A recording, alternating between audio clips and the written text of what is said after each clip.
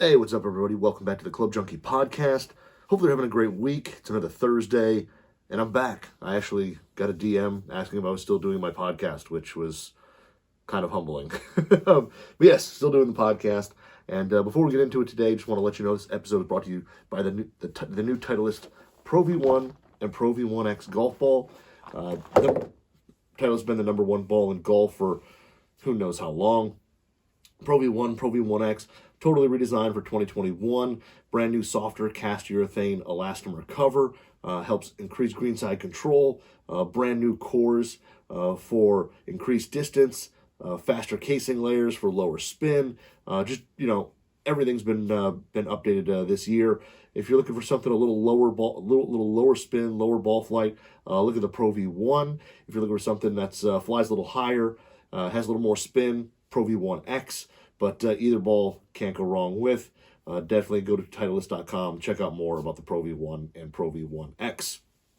So it's actually the last two boxes of balls for the year that I actually still have. Neither one of them is full. I think I've taken at least a sleeve out of each one, but they're pretty close to all I've got left for the year. It's getting down to the end of the year.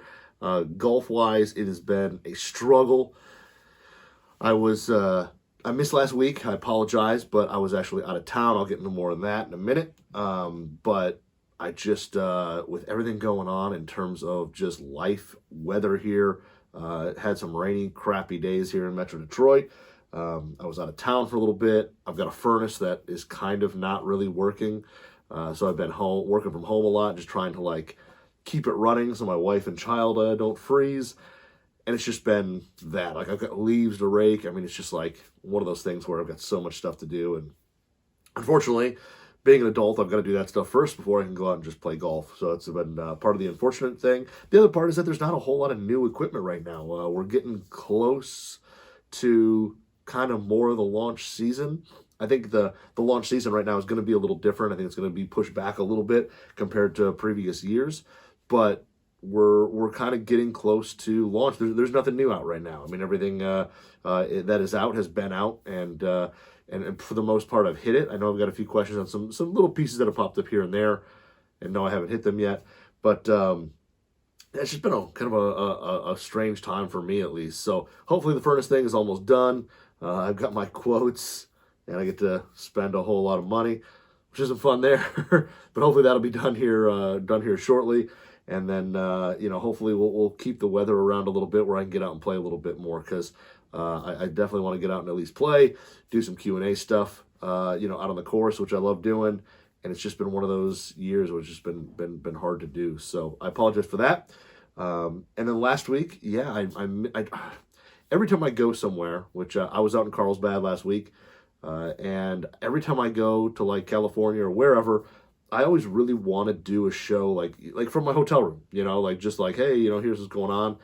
And every time it's just, you get so busy. I was literally woke up at 6 a.m., got some stuff done, headed over to wherever I was going, and literally whatever I was doing that day took all day. And then you always, you go out to dinner with some people and hang out. And by the time you get back at 9:30 or whatever, with the time change, being an East Coast guy to West Coast, you're just done. You're just absolutely done. So, unfortunately, I wanted to do a show. I just didn't get it done. So, I apologize there. Like I said, I got a DM from somebody on my @ClubJunkiePod Instagram account. If you want to follow me there. Again, I've been lacking in that, and I apologize. But I did a thing there, and I got a DM that was like, "Hey, are you still doing your show?" And I was like, oh boy, that's not, I was like, yeah, I am. I'm like, I missed last week. I'm sorry, but holy crap, people don't even know I'm around anymore. But I'm still doing the show. I'm still here. It's, like I said, a little bit of a struggle with what's going on right now, but hey, that's life. So yeah, I was out in California. I was down checking out brand new product from basically from TaylorMade and from Fujikura. Can't talk about any of it yet, which is unfortunate for you guys, but it was really cool. Got to go down, and I always say, if you ever get to meet people who work at a manufacturer like that, whether it's a big club company like TaylorMade, or a little bit of a smaller, smaller, I don't want to call it like a company in a sense, but like a smaller community of people like Fujikura. Either way, it is just crazy to see the passion that people have for making golf products and making better golf products, and to see like as you talk to people, just like as they pull stuff out, they're like, here's what we're doing, here's what we're, how we're improving things, whatever. I mean, just like I said, the passion to do it. It's one of those things where you see so many comments on social media, which I know is toxic as hell, but you see so many comments on Instagram that are Instagram or whatever social media that's just like, oh, they're just trying to get money, new products aren't any better, da da da da. It's not the case. It is wild to see how much blood, sweat, and tears go into these new products. And while you may not, some people may not consider them mind-blowingly revolutionary, whatever, and the percentage of improvement is only so, as they call it, small or big or whatever. It is these products are definitely made from people who truly care and truly trying to make you a better golfer, and all golfers better. And that part is always so fun for me, is just sitting down and being able to talk to people, and like I said, seeing that passion and that love for just golf equipment. And I share that love. Like, I love new stuff. I love sitting down, seeing the new product, being able to see what went into it and the technology and all that stuff. And to me, I just love that stuff. I mean, I probably sat through, while talking to people or presentations or whatever, like, sitting there with just a smile on my face, because super excited. I got to hit a ton of new stuff, which was really cool. That kind of stuff is always fun for me. Again, unfortunate for you that you're not going to hear about it for a little bit. But it is coming, and that is pretty exciting. So there's will be a lot more of this coming very shortly. And it was a good trip. It was the weather was great. I was unfortunately didn't get to play any golf. I didn't even bring my clubs. And the boys at Fuji were like, "Hey, you want to go like play 9 in the morning or something like that?" And I was just like, I didn't even bring clubs. I'm like, I know we could probably piece something together with what it's laying around different people's offices or desks or whatever, but just didn't unfortunately have the time. Just doing like I said, checking out new products, getting stuff ready for the launch season, and whether it was doing some video interviews, whether it was doing some podcasts, whatever, all that stuff was kind of done then. So didn't really even have time to play golf, but we got to see some really, really cool stuff. So excited for that. Excited for you guys to get to see what's coming next, because I think it's a lot of really cool stuff. And I think as much as golf is in such a good place, there's I think a lot of companies could have just taken it easy and not done much for this year, still sold a lot of product, and no, people are still pumping tons of energy into what they're doing, and then the product's coming out. So that's really awesome to see. But it was a fun trip. Like I said, it was great. The only thing that stinks, red eye at home, is never fun. Thankfully, had good seats. I was basically exit row there and back, which is always helpful. I'm not a tall guy. I don't have super long legs, but I am chubby, and being stuffed into a tiny little seat, at least I have a little bit of space to kind of sprawl out, which was nice. I do have to say the best flight was, I flew out of San Diego, flew into Seattle before I flew back to Detroit, and my flight from San Francisco to Seattle was like half full. It was like it left at like 6:30. I mean, it wasn't crazy late. It was like half full. I had it wasn't an exit row, but it was right behind where first class ended, and I think Delta Comfort started. So it's kind of like an exit row. It had a lot of leg room and all that, and I had a whole row to myself, and it was amazing to just like, but then behind me there was only one guy in that row, so he was sitting in like the middle seat and kind of sprawled out doing his thing. So I sat in the aisle seat and basically reclined my seat all the way, not having to not feeling bad about having to worry about putting my seat into somebody else. Fully reclined the whole way, legs stretched out because I had a ton of room, and it was just like one of those, if I could fly like this every time, I would go a lot more places. And unfortunately, that doesn't work out all the time. But like I said, it was a good trip. I was excited. I'm excited for you guys to see what's coming. Like I said, it's just a little ways away, so we'll revisit that when we get there. But like I said, I actually got to hit some stuff out on the either outdoors and indoors. I mean, it was one of those things. It was pretty cool. So Anyway, on to what are we talking about today? Today we're going to talk about a little bit of outerwear, which I know isn't the most exciting thing in the world for some people, but for us here in the northern part of the country, outerwear can kind of become a little bit of a necessity, especially if you want to play around now. When even though yesterday was 60 degrees, and of course I didn't even get out to play because I was waiting on two people to come and give me quotes for a furnace. But it is something that unfortunately we definitely worry about here. And honestly, for me, outerwear is like kind of a struggle of a product because one, the more you layer up, the more things you wear, all that, the bulkier everything gets and the harder it is to swing. And when you wear too many layers and you can't swing, it just becomes, I mean, it's not as fun to go play knowing that I've got 5 layers on, it's going to be cold, I'm not going to swing well, I don't have any mobility, and that stuff just isn't fun. I mean, I'll still go play, but I mean, it's just one of those, like, it's not the best time in the world.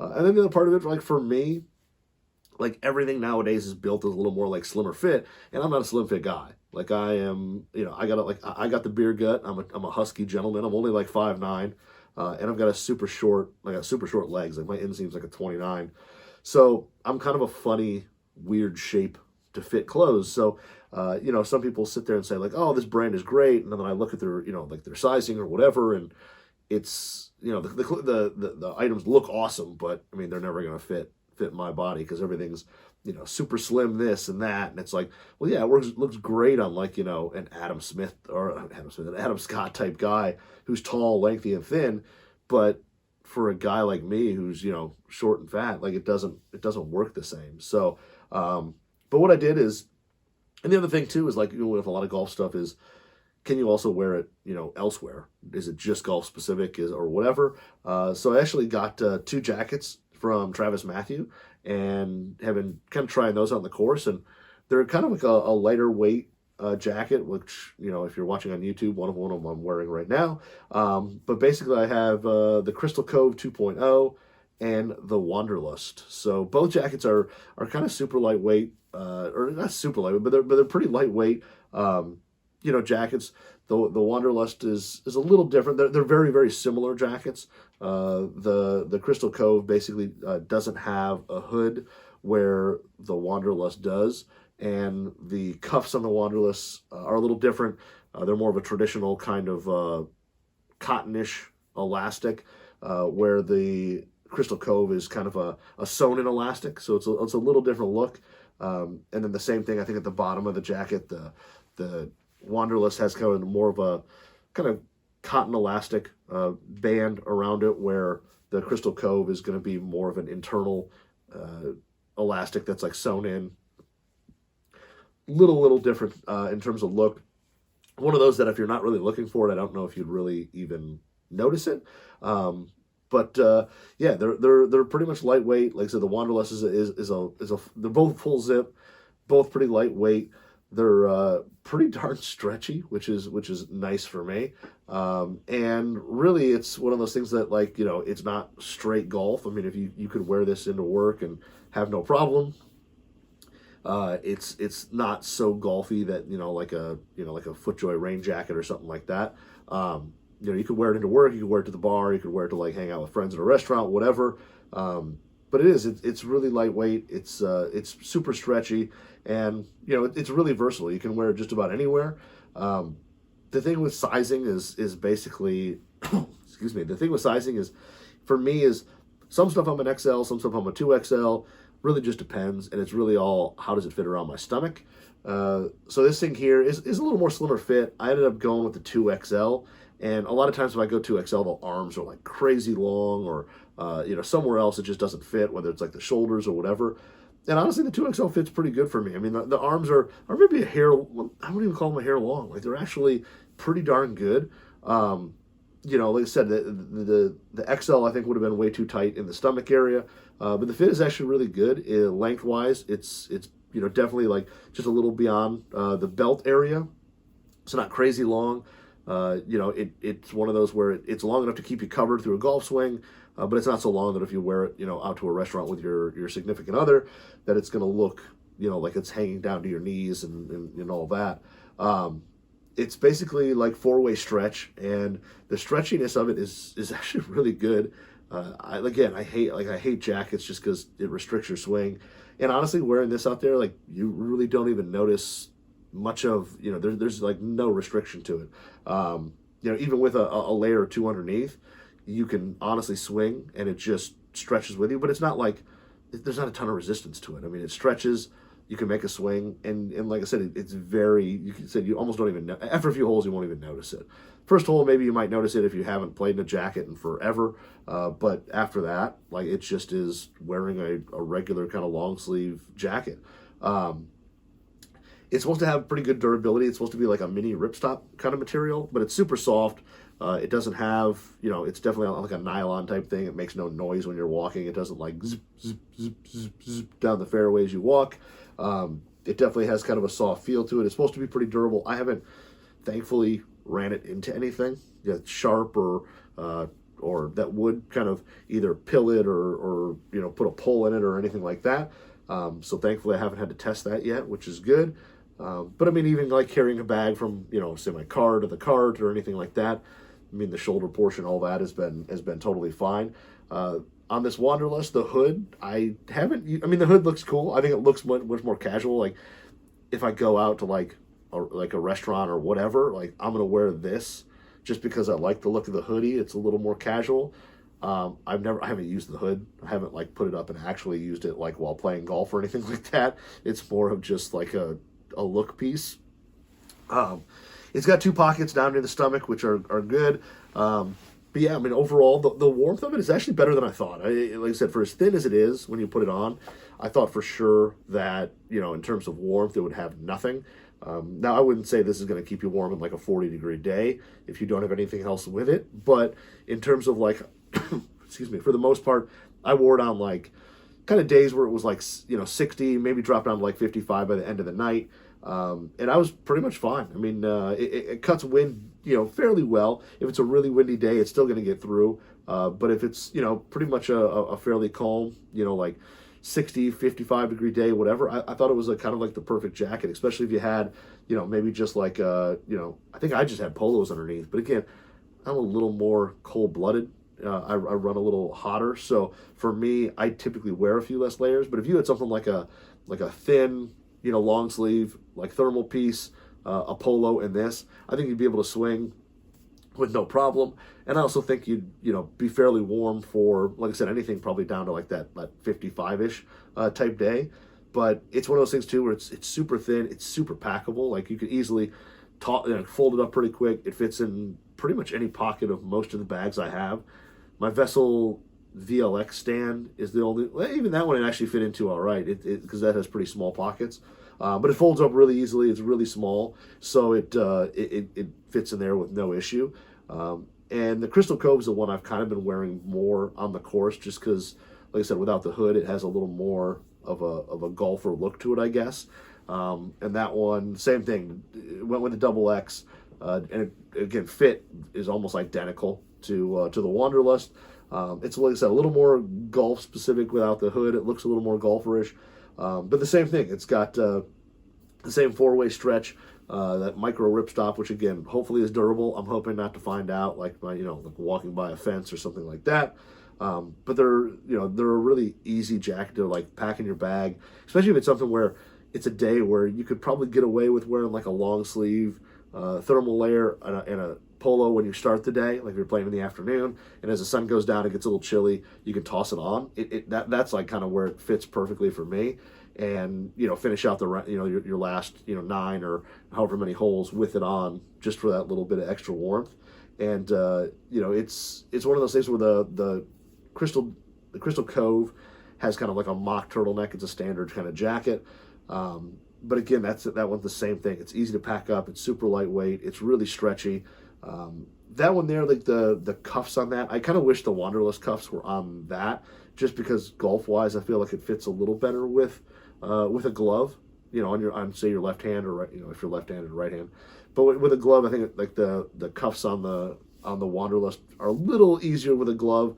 But again, I didn't really have any problem with either one out playing. And I tend to, like, right before a shot, kind of pull my left sleeve up a little bit anyway. so nothing kind of is touching the glove. But it's, yeah, both are really nice jackets. I mean, if you're looking for something holiday thing for a golfer, but something that they can wear on the course, but not specifically a course only thing like a rain jacket or so. Both of them are kind of casual. You can wear them to work. You can wear them out just wherever, and they're a good just lightweight jacket. Like I said, warmer than I expected, but not like down jacket warm. And again, the wind portion of it, they blocked a little bit of wind. I wouldn't say it was a wind stopper, but for a couple days that weren't crazy windy, they worked really well. And again, I was wearing basically a polo in this, and that was about it. I think I started off with a polo and like a vest, and then I took the vest off with the jacket on.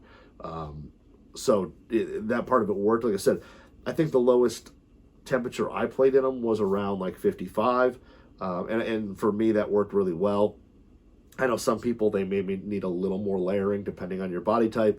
Like I said, I'm a pretty warm-blooded guy. I'm pretty insulated myself, so I don't typically wear as many layers as other people. But again, I think, for something that's that spring, fall, or, late in the day where it gets a little chillier as the sun goes down, it's a great jacket. Like I said, the stretch of it's really good. It's really easy to swing. You don't even really notice it. I had no problems. It's one of the few jackets that I own that I actually can swing in it and actually like playing in it. It's basically like these two, and I've got this I think I bought it at Costco, but it was like an Orvis, it's kind of like a sweatshirt material on the arms, and it's got like a little down on the chest, and that one there, just because it's again a little thinner and all that. I mean, those are like the three jackets I'll wear, and that's about it. Only because of the ones I can feel I can swing in. I mean, I own probably 1,000 jackets, but these two, the Crystal Cove 2.0 and the Wanderlust, and another one are really, like I said, the only three I'll wear. And we'll see. As it's getting a little colder now, I know yesterday was 60, but as it gets a little colder now, where stuff is getting down to the 50s and a little below, we'll see. I have some, I want to try this with like I said, say like a thermal layer underneath it, and maybe like a long sleeve shirt, and then this could be a really good combo where I'm not wearing 1,000 things. And then maybe throw like a winter beanie style hat on, and I might be all right. I might be able to get out there and play even in this when it's say 40 something, the mid to high 40s. We'll see, but overall, like I said, I really like swinging in it, and then also I like just kind of wearing it. It's one of those things you can wear to the course. If you wear it out, it's not like you have to have two different jackets. You could wear both. But both of them are really nice. I mean, the quality seems super high, in terms of, all the stitching, all that. It's got just small little logos on the chest to, just say Travis Mathew. So, super comfortable and really easy to wear. And like I said, even when I was in California, I brought actually the Wanderlust just because I was like, if it gets cool at night and we go out to, grab something to eat, it's an easy jacket to wear. Now, thankfully over there, it was like, I think it got down to like 65 and I didn't need a jacket because I'm a northerner, and I was one of the only people without a jacket, so you could easily pick me out of a group of people and say, hey, who's the guy who doesn't fit here? It would be that. But I brought it along with me just because I was, like I said, I knew I could hit balls in it. I knew I could wear it out to get a beer, whatever. It's just super versatile. So I really like both of them. They've been really good. And I've had a lot of fun wearing them, and like I said, they're pretty comfortable. So excited to keep wearing them and see what I can do, see how long I can go in the golfing season to excuse me, to wear them. But we'll see how far I go. But right now, like I said, if you go to travismathew.com and you look under, I think it's under the tops and outerwear, but look up the Wanderlust and the Crystal Cove. Get one for yourself. It's getting to that holiday time where you're starting to buy some maybe holiday gifts, or if you've got some golfer that something different that they maybe wouldn't get. Instead of getting a box of balls or a couple dozen balls and some whatever, maybe look at something like this. It's like I said, it's not necessarily golf specific only.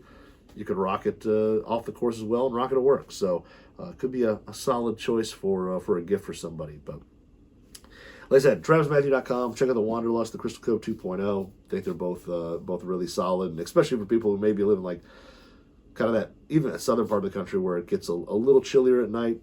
It could definitely work. Or in the morning, your first tee off, you tee off in it by back nine, you've got it off, and you're back to a polo. Like I said, packs up really easily. Toss it in a pocket. Even if you're walking, you're not going to notice it's there. It's super lightweight. So check those out when you get a chance. And that's my my first review in a sense. So before we get into the next item on my list, all right, so we're getting to the holiday season, and I know that a lot of people are starting to do their holiday shopping. I know my wife is. I've been kind of hounded over what I should be buying people, and but hey, I've got a great, a phenomenal deal for you. You just got to wait till next week, the 24th. So the 24th of November, this deal starts up, and most golfers don't practice effectively because they don't have access to meaningful data and quality feedback. The Rapsodo mobile launch monitor helps solve that problem by providing immediate feedback on every shot in the form of flight data, video playback, and even a shot tracer. It's been rated the most accurate personal launch monitor on the market and is within 2% accuracy of units costing $20,000 or more. Rapsodo is offering Golf WRX listeners a special Black Friday offer of $150 off. Yeah, $150. Plus a 30-day premium subscription trial when using the code WRX at checkout. Go to rapsodo.com/WRX to learn more about this award-winning launch monitor and how it can help your golf game. Again, next week, the 24th, Wednesday, mark it in your calendar, $150 off a Rapsodo mobile launch monitor, which brings it down to, what, $350, which is a phenomenal deal. If you're looking to get a personal launch monitor, that price is going to be hard to beat. The new 30-day premium subscription offers a ton of features. I know if you've looked on Golf WRX recently, or followed on Instagram, you've probably seen my terrible swing, but used for like a wedge gapping video where I was basically hitting different wedges, showing that hey, here's some gapping of it, and if you need to like bend stuff strong, bend it weak, whatever, but dialing in wedges, I mean, stuff like that, it's great for, and at that price, it's got to be one of the best prices ever. So next week, Wednesday, the 24th, is the first day that this deal comes up. So I'm warning you now, mark it on your calendar. That way you're ready to go, because my show next week is going to be on Thanksgiving, and you're going to be stuffing your face full of turkey. So you're not going to listen to my show next week, and I don't want you to miss this deal because it only runs through December 1st. So the 24th, November 24th through December 1st, $150 off. Use code WRX when checkout. So check out that when you get a chance. Like I said, probably one of the best deals you're going to find on MLM.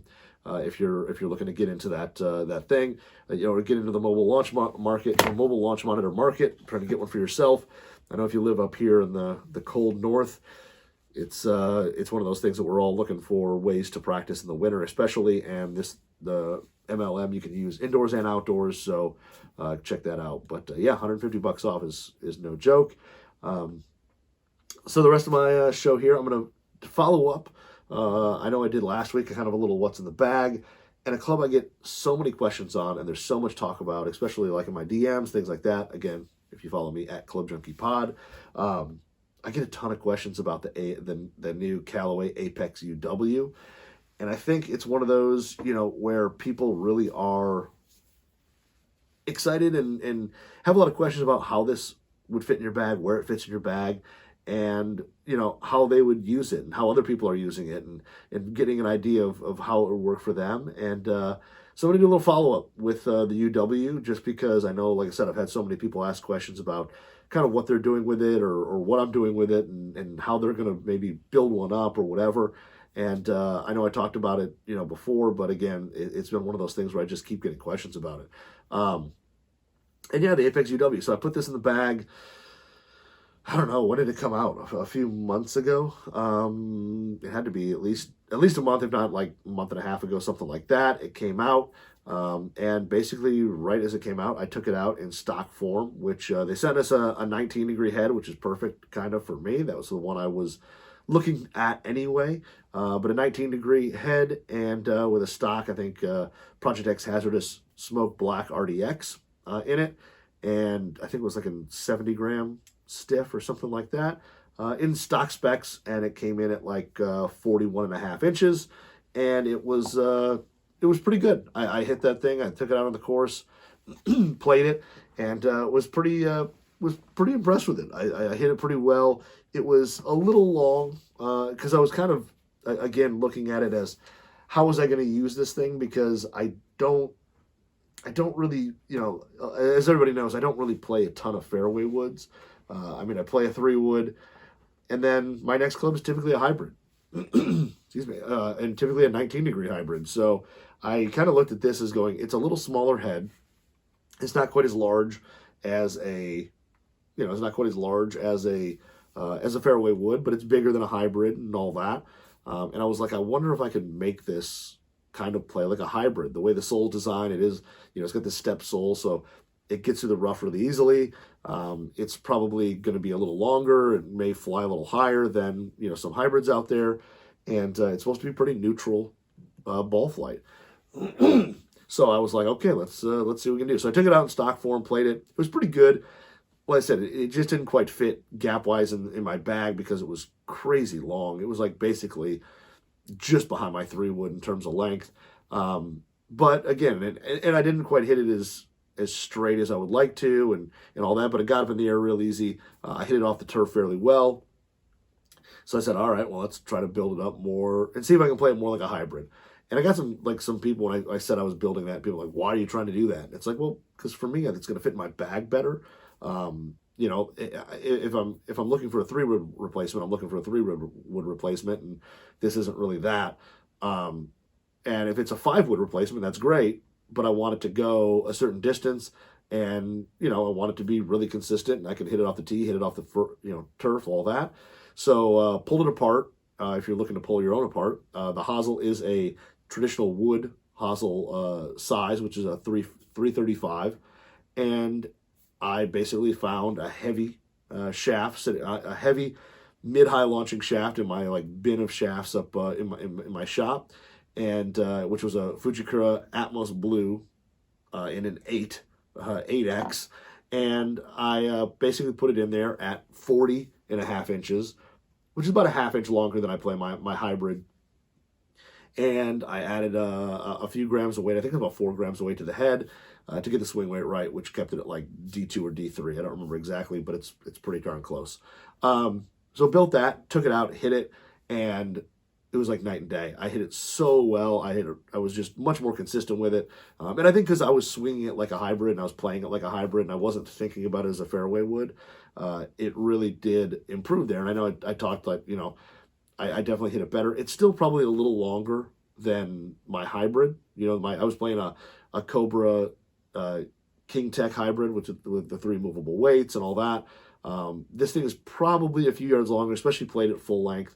And then if I choke down a little bit, I can hit it, the same length as the Cobra.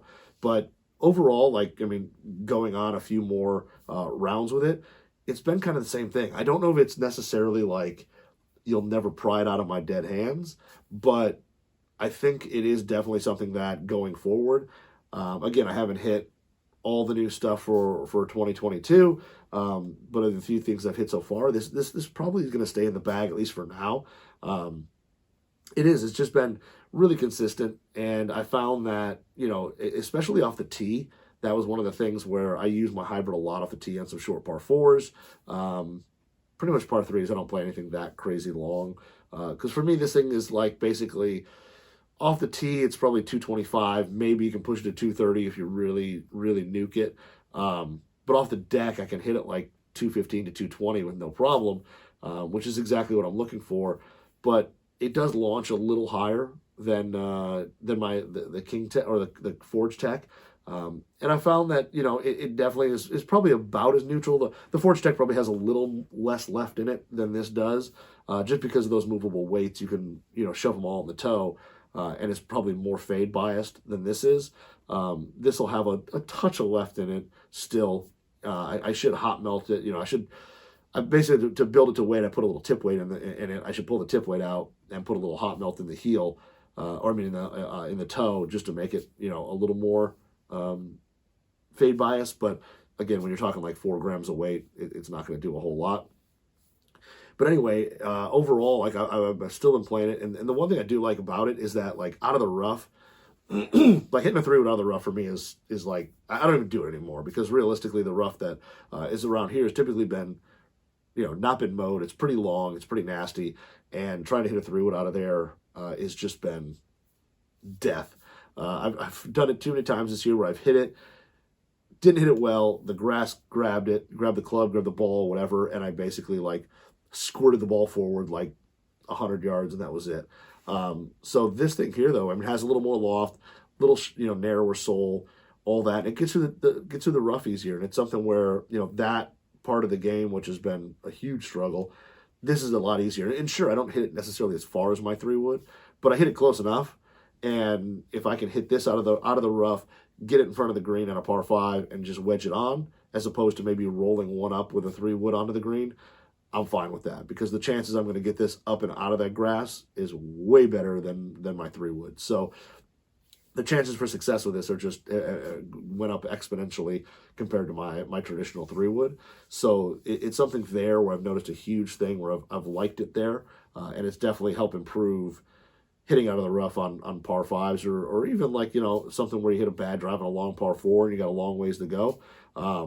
Even that, it works really well. So I've had that where this thing is basically a go-to in that situation, unless it's so long and so cabbagey that you have to just wedge it out or short iron it out and take your medicine. But if it's got a lie where you can hit it out, I'm going with this, regardless of how far that shot is. And like I said, even if I could get a 3 wood there or whatever, I'm going to hit this instead. It's just a safer shot. It's a higher percentage shot. But like I said, off the tee has been great. But for me, I mean, the off the turf has been really, really good. I mean, the Cobra was great, and I was hitting that thing really well. This, I would say I'm equally as good in terms of contact, making solid contact. I think I'm not trying to like hit down on it and hit it like an iron. Like I'm not trying overly hard trying to hit it like an iron, which I do sometimes with a hybrid. So I'm not getting kind of over the top and steep on it as much. And I've definitely hit it more consistently off the turf than probably most hybrids I've hit ever since, probably, I mean, my Big Bertha 815 was kind of like point and shoot, and that was just automatic.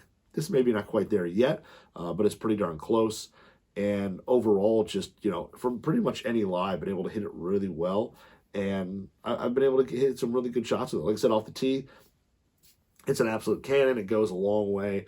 And it is, like I said, pretty neutral bias. Like I said, if I had to do anything, maybe I'd put a little weight in the toe to try to, make it a little more fade. But again, the amount of weight that I need to build it, to get it back to the swing weight it's at, like I said, D2, D3, 4 grams of hot melt out in the toe isn't going to do a whole lot to, in terms of a 200 gram head, or 200 and who knows, I haven't weighed it, but say it's 220 grams or close to it, or 217. 4 grams is going to make a fade bias, so there's not a really whole reason to do it. The ball flight's good. I mean, ball flight is basically, for me, especially with this shaft, definitely kind of like mid-high. It gets up in the air real easily. It gets up quick. It doesn't overspin. It doesn't spin a ton. But when you hit it into a green, it does have a pretty limited amount of release. Like, it's pretty controllable. It's nothing that typically, you have to aim for the front of the green and let it roll out the whole way. It pretty much gets onto the green, and it's got a limited amount of release. I don't know what that is exactly, but I know that if you're going for a flag that's, say it's 220 and, you hit that shot out there, it's going to hit short and roll out, and you're going to hit that shot pretty close to what you want it to. But overall, I've been really happy with the UW, and I think it's, like I said, I think it's a really versatile club, because if you want to play it like, there's been people talking about getting the 17 degree, playing it like a 3 wood, making it long, excuse me, making it a little longer, playing it like a 3 wood or a 4 wood, really, and I think that's totally doable. And I've heard, there's people like me who've made it really short and heavy and more like a hybrid. And I think the nice thing about this head is that you can do that. You can pretty much play it either way. It's going to be able to fit in your bag in 2 different ways, as a fairway wood or as kind of like a hybrid replacement. And I think a lot of people have been asking questions about that because they really want to know maybe how they would use it or how other people are using it, so they can kind of make a decision on how it would go in their bag. But yeah, the 19 is really good. I think, the other side of it is I really should look at like the 21, play it at like 40 inches, and it would probably be exactly the same in terms of distance and everything as my actual, hybrid. But the 19 degree, I mean, is kind of nice off the tee, play it full length, rip it off the tee, hit it down there, and then when there's shots that you need to, hit a certain distance, you can choke down on it a little bit, have a little more control, and hit those shots into greens. So overall, for me, I've really liked where this is at. Like I said, the fine tuning thing with this, The next thing, I mean, maybe I go. I mean, I wouldn't mind going to maybe like a slightly higher launching shaft in it, just because like I said, a little bit more height with this thing wouldn't be necessarily bad just for the distance control aspect. And I think it's low spin enough, or even if you added a little bit of spin, a little bit of height, you're not going to lose a ton of distance. You're still going to have the control there. So I think that would be maybe my only consideration would be, like I said, go maybe a little heavier. The downside is that it's a wood shaft hosel. So, going to something that, an 80-gram high launch, whatever, there's just not a lot of those. But, like Sud said, something like that would be definitely maybe the next step in this. But right now, I'm not going to do much about it. I think I'm going to leave it the way it is. Play it the way it is right now, and then into next year, we'll see if anything can knock it out of the bag. Because right now, I don't know if anything will. It's like I said, pretty darn good, and I'm pretty happy with it. So it's going to stay in the bag. But I think the UW, I mean, like I said, I get a ton of questions on it, and I think honestly, it's one of those things you can build it a handful of different ways to play in your bag. So if you want something that's just an absolute bomber, goes a mile, put a little lighter shaft in it and make it long and kill it. If you want something that's kind of like a more controlled, either fairway finder or green finder, go a little shorter, add a little weight to the head, throw a heavier shaft in it. And I think you've done that really easily. And even for people like me who don't hit fairway woods really well off the turf, this thing, turf interaction with that sole is pretty darn easy. It gets through the rough. Easy to pick the ball off the fairway. So overall, I've been pretty happy with it, and I think a lot of people will be when you finally get in the bag and like I said, you get it kind of dialed into what you're doing. I think this is one of those clubs that you may find in people's bags years from now because it just works for them. So just a little update on that. It's still in the bag. It probably still will be. I haven't changed anything yet, and I don't know that I will. Like I said, maybe look for a slightly higher launching shaft, but again, I don't know if I necessarily even need to there. So we'll see. But right now, still in the bag, still staying there. If you have any questions on the Apex UW, hit me up on Instagram at Club Junkie Pod, and we can chat about what you're doing and what you're using it for. So hopefully, you guys had have a good rest of the week, have a good weekend, and I'm gonna go out and I'm gonna try to play some golf. I got to rake some leaves, so I got some stuff to do here. But anyway. Hope you all have a good one. Again, like I said, follow me at Club Junkie Pod, and we'll talk next week. Have a good rest of the one. Have a good rest of the week. Jeez,